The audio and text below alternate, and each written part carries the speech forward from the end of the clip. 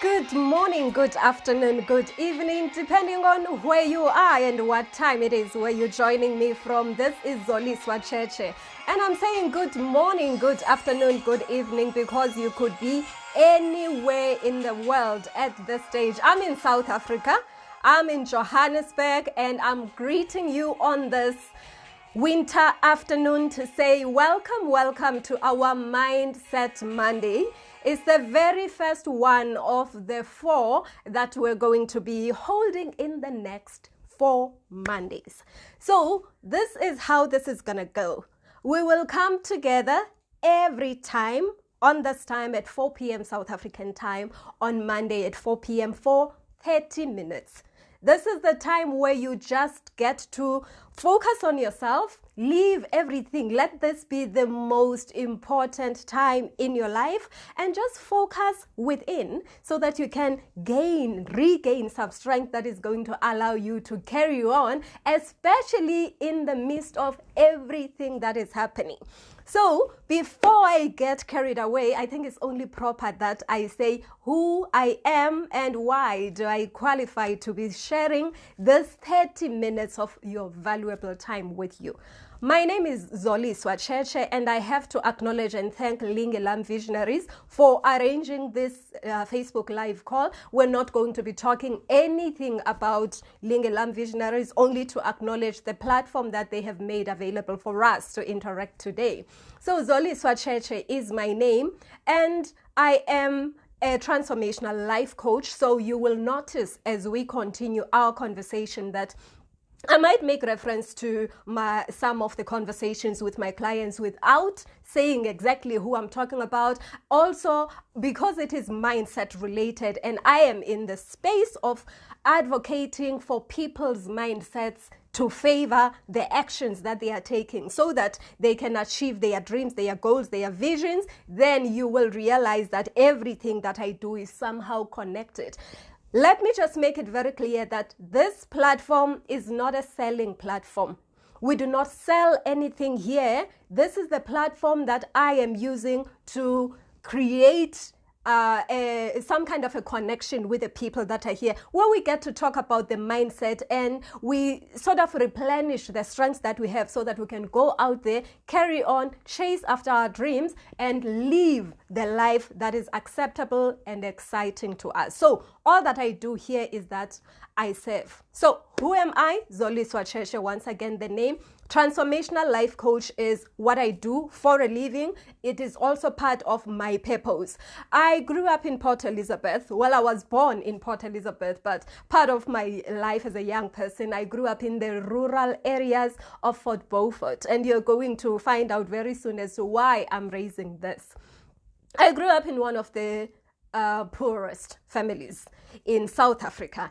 And in Port Elizabeth, all that I was interested in was to be able to come out of a space where sometimes I wouldn't have food to eat before I go to bed.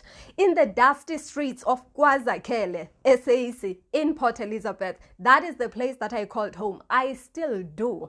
But I don't look at it along the lines of the downside to it, but I look at it along the lines of it being the stepping stone to where I am today and to where I'm still gonna go in the future.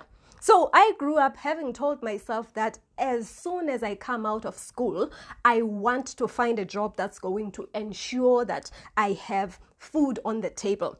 And I wanted a house with big windows because we didn't have that.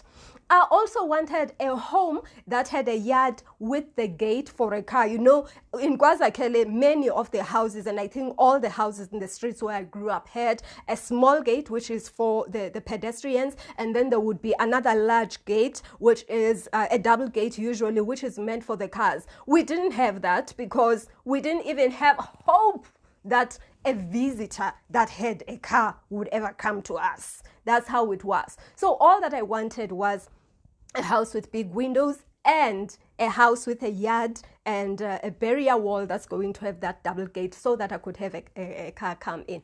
And so I worked very hard towards that. During my schooling, I used to be that child that would memorize, and I'm saying memorize for a reason. I had no concern about what the application of this knowledge or the lesson was all about.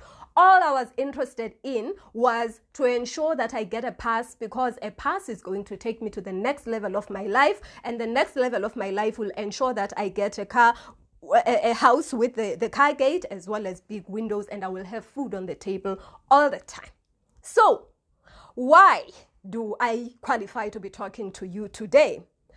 After everything that I had gone through, the dreams that I have about having that kind of a house did come through. For the past 40 years or so in my life, I would say that I had been going up the ranks of life, trying to achieve things that are so external to the core of who I am, in such a way that I did make a statement, I did make an impression in so many ways than one. However, I call myself a recovering liar. I call myself a recovering victim of circumstances. I call myself a recovering misrepresentative of what life is supposed to be. And what do I mean by that? Throughout all of these external fulfillments that I would say I have, that I have been really chasing after all my life, there came a time when I realized that there is an emptiness, there is some hollow space, some vacuum inside of me that needed to be filled. One of the animals, or rather birds, that I really look up to is an eagle. And I wonder at how the eagle lives its life. I understand that the eagle is one of the most special birds of its species. It has a lifespan of about 70, in average 70 years, which is similar to the humans in one way or the other. And it is a visionary, which is what I believe I am, in the sense that it flies the highest, but it is able to look and focus directly on its prey, which is right at the bottom. This is what happened to me that drew me to the example of an eagle in about 4 or 5 years ago. When the eagle reaches the age of 40, its back starts to, it can no longer serve it, because it bends inwards. So it sort of focuses inwards. It cannot eat with it.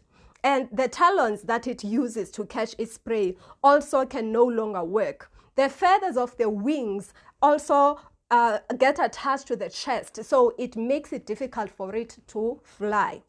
That gives a reason for a decision to be made by the eagle.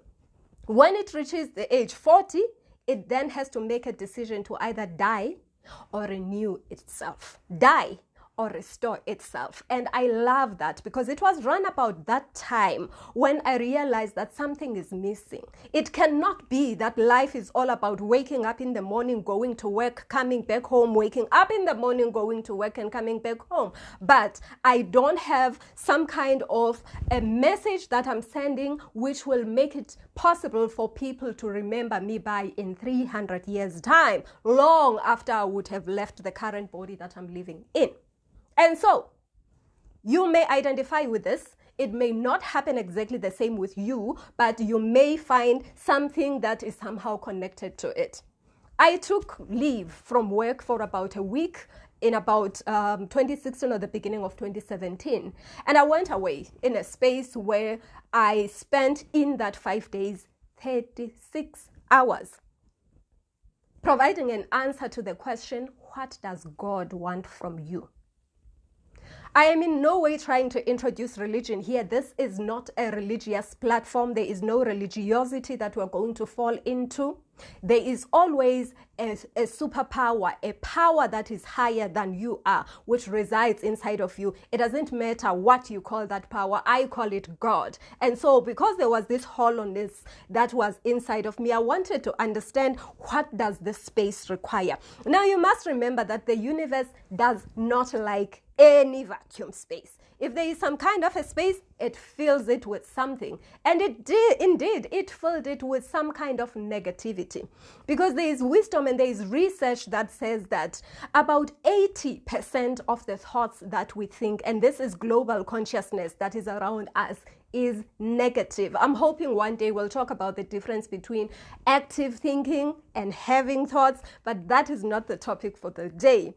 So the negativity that is there also became part and parcel of what governed what was happening inside of me.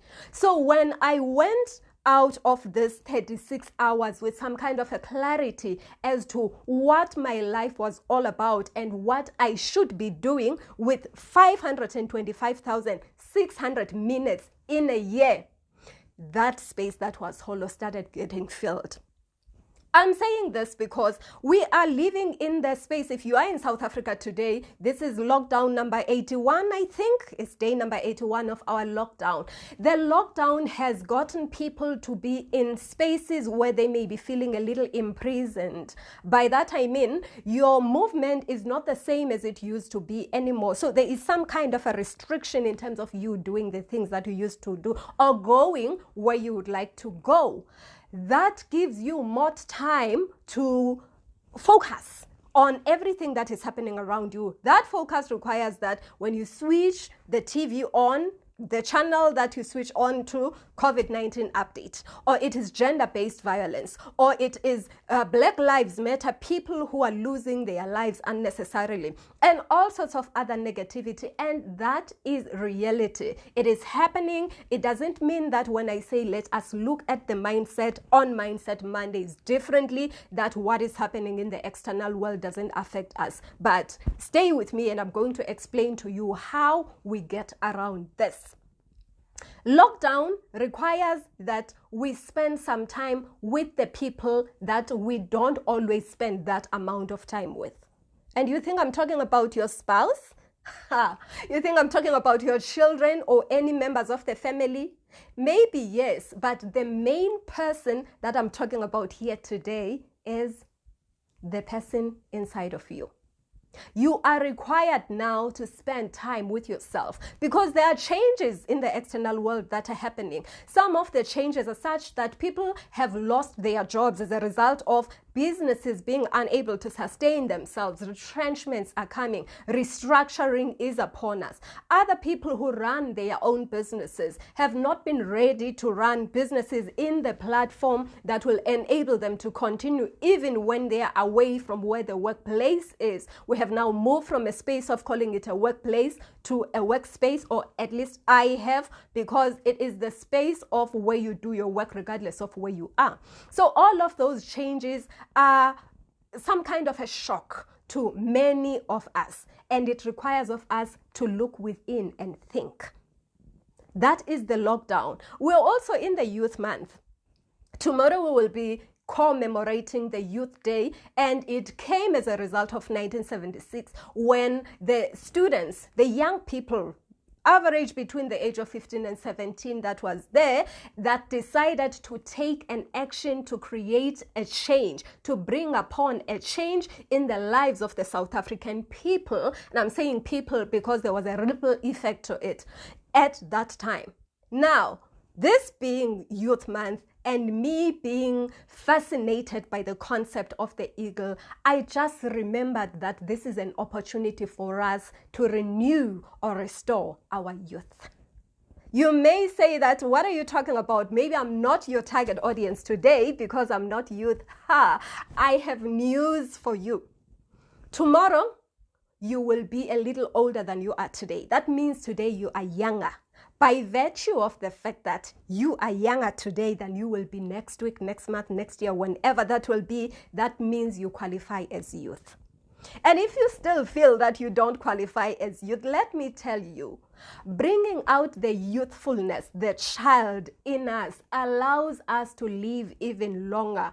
There is a quote, there is a saying that I love about, it is by George Bernard Shaw. And he says, we do not stop playing because we grow old. We grow old because we stop playing. And you know, that childlike mentality that played, that fantasized, that got excited about little things in life is the same attitude that we need to adopt, especially when we find ourselves in spaces where we feel imprisoned, where we are prone to anxiety, where we are prone to depression, where we are prone to different types of mental conditions as a result of external circumstances. Now, talking about restoring your youth, how? You're going to ask me, do we do this? Everything is like a coin, and a coin has got at least two sides to it. There is a middle one as well, but let's talk about a minimum of two sides. There's the flip side to the coin. About 2 weeks ago, I found this in my house, in my very own kitchen, an enamel mug. I got so surprised. I was ready to throw it away when I decided to ask one of the family members, my son, what the beep happened. How did it happen that this is in my house? At the time when I was asking him this question, with all the anger that I had, there were feelings of the past that were triggered by this enamel mug. The enamel mug was used in the rural areas. As I said, I spent some of my time in Fort Beaufort, even though I was born in Port Elizabeth. In the rural areas, we were one of the poorest family, as I had said. We did not have livestock, we did not have fields to plow, and we depended on my mother, who worked in Port Elizabeth, to send us the 60 rands per month, which was not really enough because it was not just me, it was me and the other extended family members that lived on it, that were part of the household.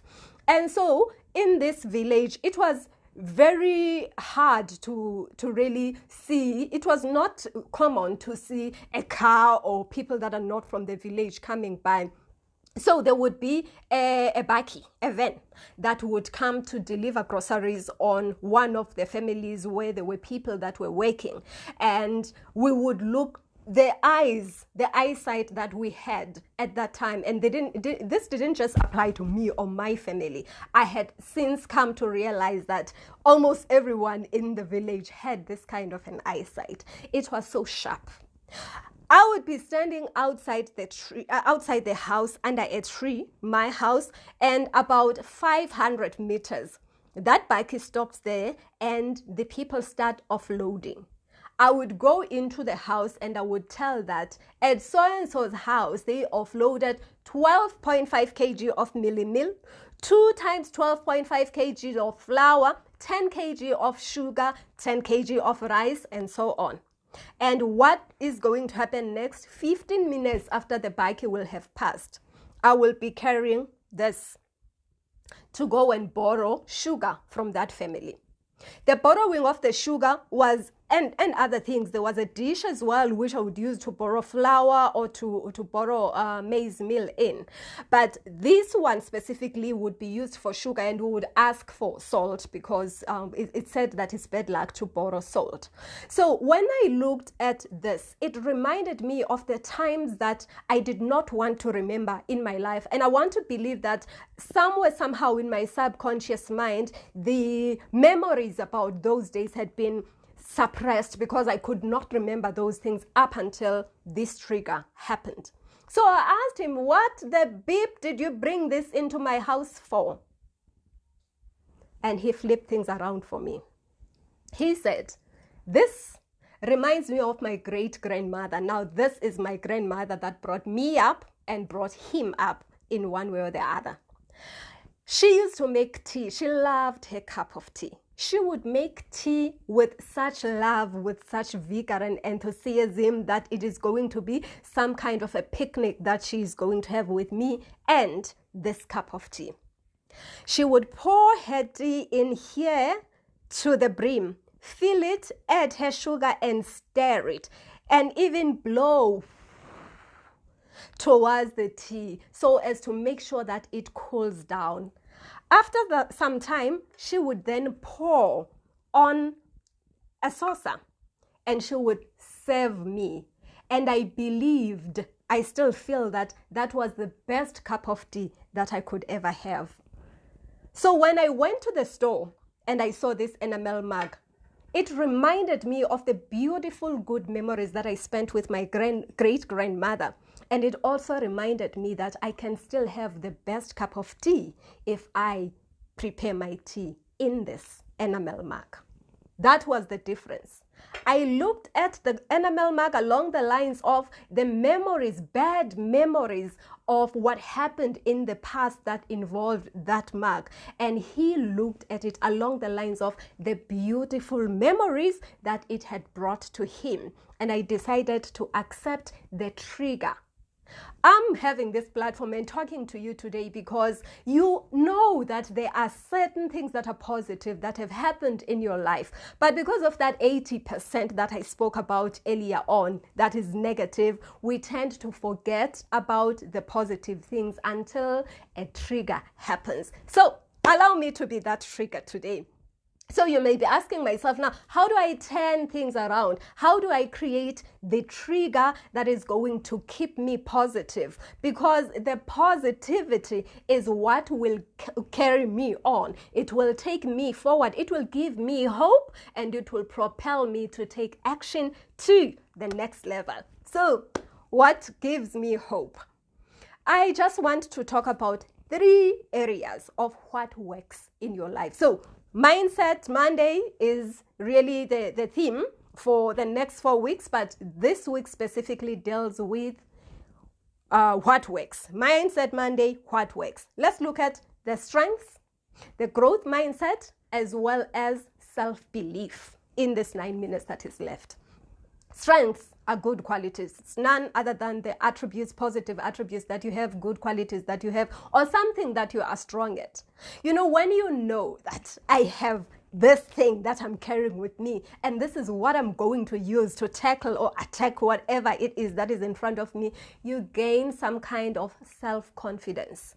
That gives you power. It pushes you, it propels you, because you know that I am not alone. If there is a proverbial Red Sea in front of you that you are going to have to divide so that you can go through, you know that I have a rod with me. But would you ever be able to use that rod if you don't even know that you have it?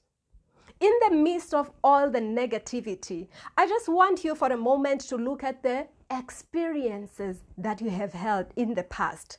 You were a child at some point and you went to preschool or to pre-primary school or to creche as they called it, and you were told that now you have completed what was necessary for you to graduate from creche to lower primary school or to primary school as they call it today. Can you remember the feeling? Can you remember the first time that you stood in front of people and you spoke, you said something, or you sang as a little girl or a little boy, and you were just so happy because people received you well and you felt that you had achieved? How did it make you feel? Bring back the fulfillment, bring back the excitement, bring back the joy. Because it is those feelings that we need to remember, because those feelings remind us that we can do it again. It reminds us that the same power that enabled you to pass the phases of the past will help you to carry on again. You were at school at some point. It may happen that you may or may not have achieved grade 12, but you were at school at some point. Remember when they put a test paper in front of you and you knew that you had worked very hard. Maybe you had a sleepless night studying, not even having time to do other things or to meet with your friends. And the results paid off. You were told that you passed and you were going to go to the next level of your life. How did that make you feel? You worked so hard in your practice, soccer practice, and you were chosen as one of the people that are going to play in the A team of the school. How did it make you feel? You passed your studies, perhaps you graduated, and you wanted that first job. and you worked so hard in preparation for this interview. You researched the company, you ensured that there is some kind of synergy between you and what this role is requiring. After the interview, you got that letter or that call that says, congratulations, a decision has been made in your favor. How did that make you feel? Or you got your first opportunity to do business after a long time of waiting for that break to take place for you. And you realize that all of that hard work and the efforts that you have put into the whole thing have actually come through for you. How did that make you feel? When I say how did that make you feel, I'm not speaking like a psychologist. So I'm not looking backward to focus on what happened in the past. I'm just briefly reviewing what happened in the past so that we can carry that positive energy, because that positive energy is going to carry you as you go forward.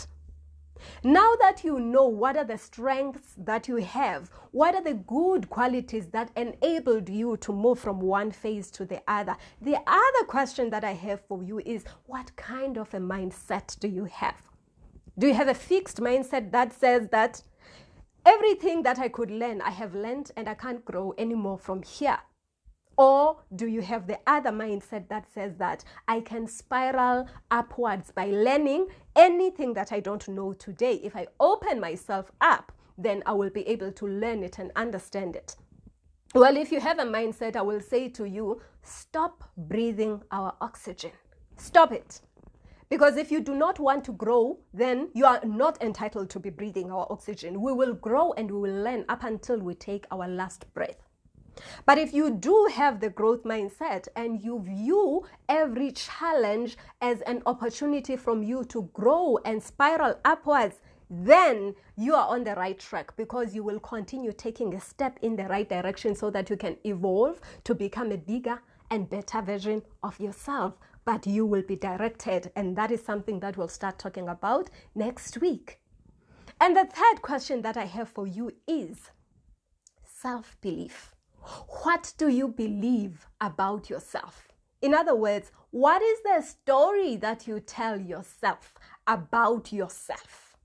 I don't even want to get to the story that you tell other people about you, because when I said I'm a recovering liar, I'm a recovering misrepresenter of what life is supposed to be, the story that I told other people about how fulfilled I am was different from the story that I knew about myself. But when I say, what is the story that you tell yourself about yourself? I am saying, are you telling yourself a story that is supportive to you, or are you telling you a story that is destructive to you? A story that is supportive to you will say, I can. A story that is supportive to you will say, if I cannot do it now, I will find out why I cannot do it, so that I can pinpoint those areas that I need to work at so that I can improve. And all of this is informed by your why. All of this is informed by what do you want to achieve and why is it that important to you? How connected is it to your value system? Why is it that if you do not achieve this thing that you want to achieve with the strengths that you have, with your capacity to grow, spiral upward, and use your growth mindset, why would you continue focusing all of your efforts, regardless of how difficult things can be, in this exercise that you want to do? So those are the three items that I would introduce to you in terms of the how do we focus within, how do we turn things around and use that little 20% and look at how we develop ourselves. I repeat or recap. Firstly, let us look at the strengths that we have, because when you know that you are carrying a weapon, then you are going to have this self-confidence that's going to propel you to go forward. The second one is accept, embrace, and understand life as a growing, spiraling element for you using the growth mindset. What you do not know today, you will tackle it as a challenge, because that challenge is going to inspire growth in you. And the third one is self-belief, which is what is the story I tell myself about myself. And that involves self-love. Look at yourself in the mirror and tell yourself beautiful things, because when you tell yourself beautiful things, that is the standard that you are sending out there so that other people can also see what resides inside of you. And that is where the story ends for today. Thank you everyone for joining us. We will continue with this next week on Monday at 4 p.m. up until 4:30, where we will be talking about the next part of Mindset Monday, which is, where are you going? What do you want? In other words, now that you've identified what works in your life, start thinking about what do you want to do with what works in your life. And I will see you next week on Monday at 4 p.m. Up until then, this is Zoliswa Cheche, your mindset advocate. Remember, this is the platform where we don't sell anything. If you wish to find out more about the coaching services, contact us using the platform on the Facebook page. Not here. Let's keep it clear. All that I do here is I serve. Till next time.